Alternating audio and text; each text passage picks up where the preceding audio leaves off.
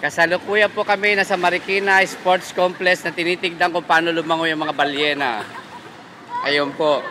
Meron po tayong nababanaagan 2 balyenang naliligaw dito sa swimming pool ng Marikina.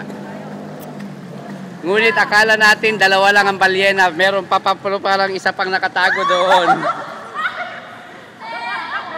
Mawalang galang po sa mga kumakain na masusuka ngayong oras na to. Meron po 3 balyenang nakawala mula sa Montalban. Naligaw po sila sa Marikina at eto po sila ngayon.